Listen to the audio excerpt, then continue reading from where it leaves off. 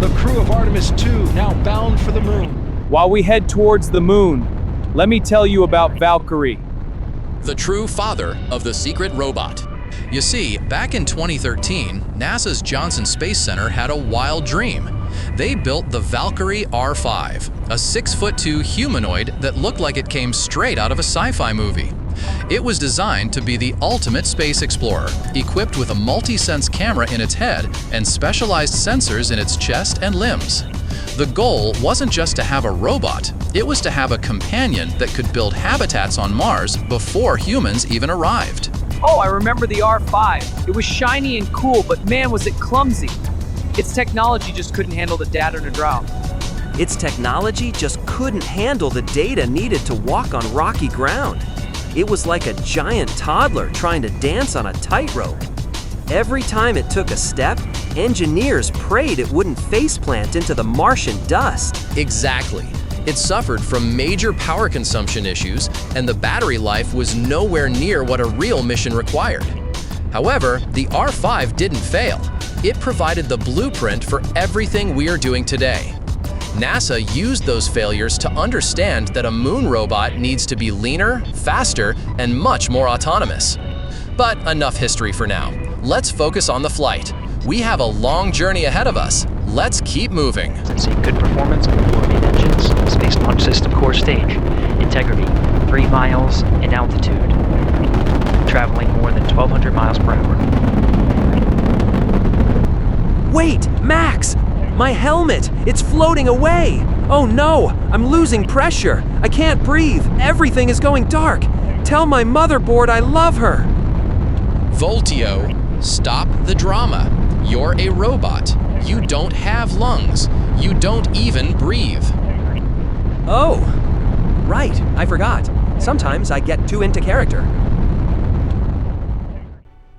Systems check complete. We are officially entering zero gravity now. Brace yourselves.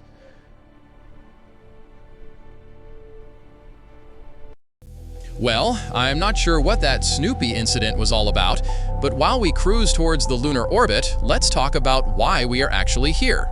The Artemis mission isn't just a sequel to Apollo, it's a whole new chapter. NASA's goal with Artemis is to establish the first long-term presence on the moon. We are talking about sustainable exploration. This time, we aren't just leaving footprints and flags, we are building the foundation for humanity to live and work on another world. Artemis 1 was the ultimate stress test for the SLS rocket and the Orion spacecraft. Then, Artemis 2 will take a crew around the moon to prove we are ready to handle the deep space environment.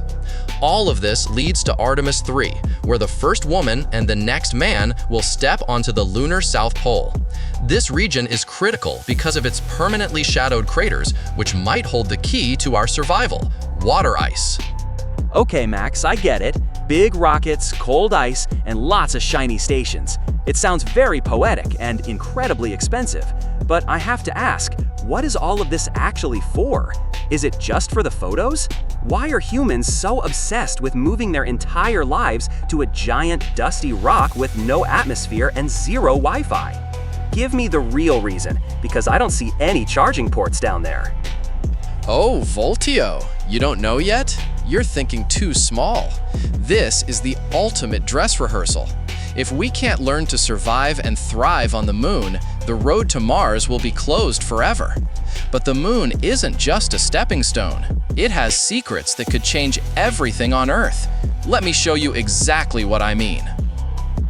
To understand what NASA is doing, you have to stop thinking about missions and start thinking about a permanent colony.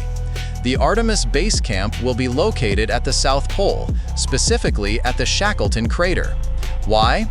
Because there are peaks of eternal light where the sun almost never sets, providing constant solar power, while just a few meters away, there is permanent shadow, with ice that hasn't seen sunlight in billions of years. Wait, so they are building a house in a place that is both a sun oven and a freezer?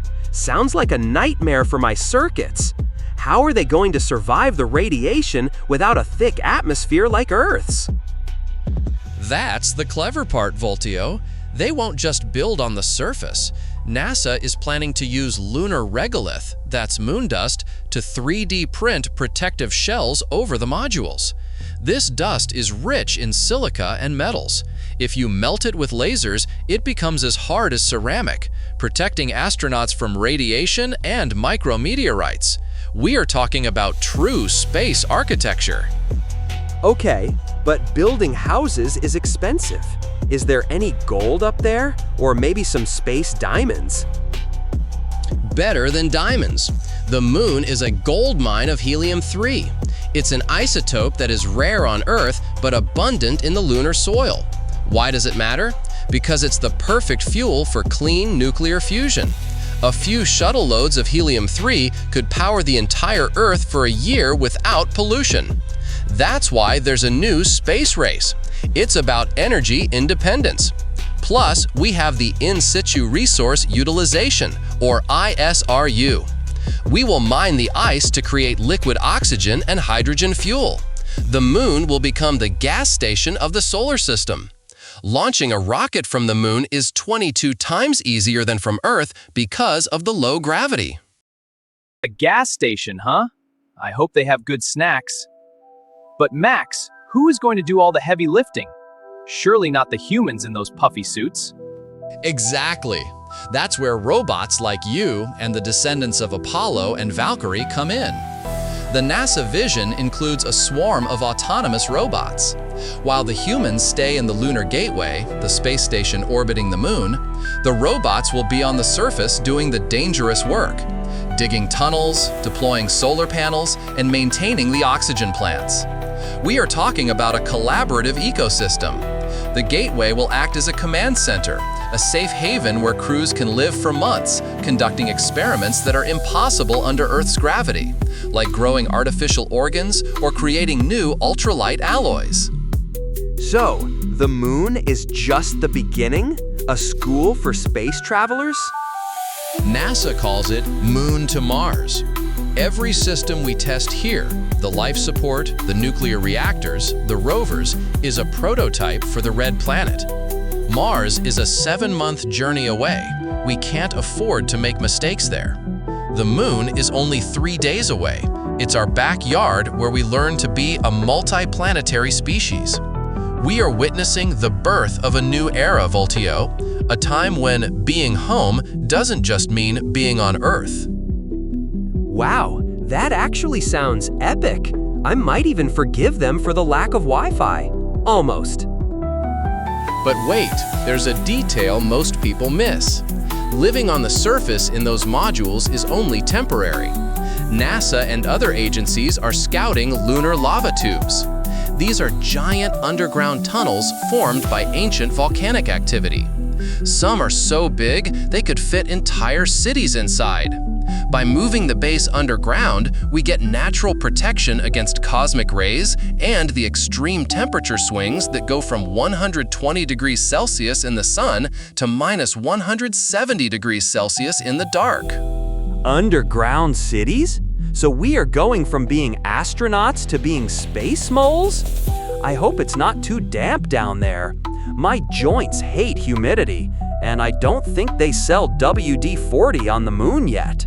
Actually, it's bone dry, but those tunnels are the key to a lunar city. We can seal them and fill them with breathable air. Imagine Voltio, forests, parks, and houses, all protected by kilometers of solid rock. It's the safest place in the solar system outside of Earth. Now, let's talk about how we leave the moon. Chemical rockets like the SLS are great for escaping Earth, but for long-distance travel, we need nuclear thermal propulsion. NASA is already working on engines that use a nuclear reactor to heat liquid hydrogen. This tech is twice as efficient as chemical engines. It cuts the travel time to Mars by months. That reduces the radiation dose for astronauts and the amount of food they need to carry. Whoa! Nuclear? You're telling me I'm sitting on a flying reactor? Max, I'm a robot, but even I have a panic setting, and it's currently at 95%. Is that even safe? It's safer than you think. The reactor only turns on once we are far away from Earth's orbit. It's the only way, Voltio. If we want to reach the outer planets, we can't do it with 20th century firecrackers. We need the power of the atom. Okay, let's say I survive the nuclear engines and the lava caves. What am I doing all day? Just staring at Earth and feeling homesick? Not at all. We are building the LunaNet. It's basically the internet for the moon. A constellation of satellites will provide GPS and high-speed data for every rover and robot on the surface. This will allow for telepresence. Scientists on Earth will be able to control robots like you in real time, feeling what you feel through haptic suits. The moon will become a hub of science. We'll build giant radio telescopes on the far side, where it's perfectly quiet, away from Earth's radio noise, to listen to the very beginning of the universe. You know, Voltio, out here in the middle of this vast emptiness, you realize that space isn't just a place, it's a mirror. It forces us to ask who we are and what we are doing here. For centuries, we were tied to the ground, limited by our own biology. But now, the stars don't feel so unreachable anymore. It's like we are finally waking up from a long dream and realizing that the galaxy is our true home. But we couldn't do this alone. This journey, it's the ultimate collaboration. We give the vision and the spirit, and you, the machines, give us the strength to survive where no human heart could beat on its own. We are becoming something new, a hybrid species of explorers. Our footprint on the moon won't just be made of boots, but of titanium and code. That's the beauty of it. We are bringing the best of Earth into the unknown. Missions we are doing today, Artemis, the bases, the lunar city, they are just the prologue. The real story starts when we stop being afraid of the dark. There will come a day when traveling to another planet will be as common as crossing the street. We are the pioneers, the ones who decided that impossible was just a temporary state.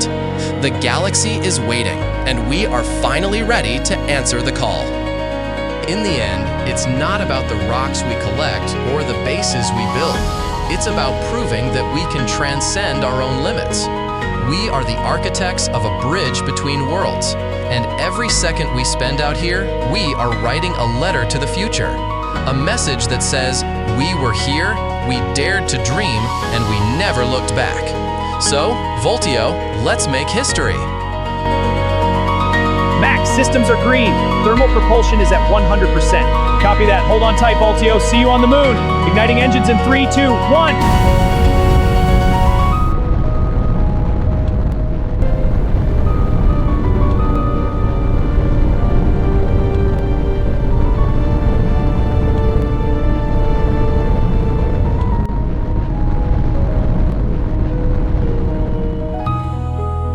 The long wait is finally over.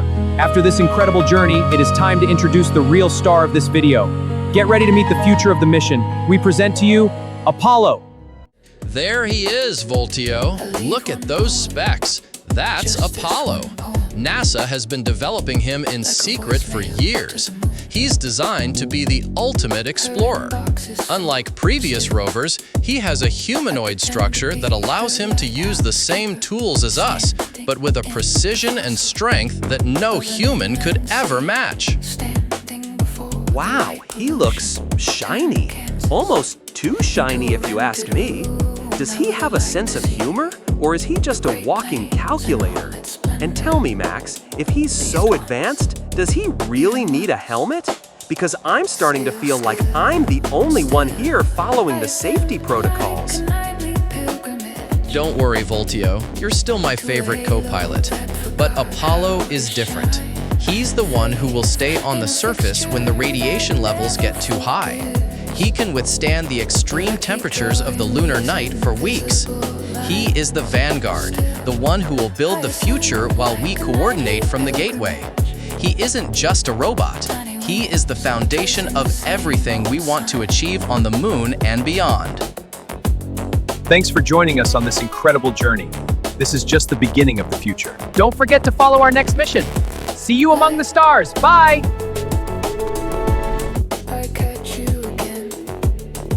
Great idea, Max. Leaving us stranded on the moon, truly brilliant. Relax, Voltio. We'll fix it in the next video. Wait, is that an old rocket in that crater?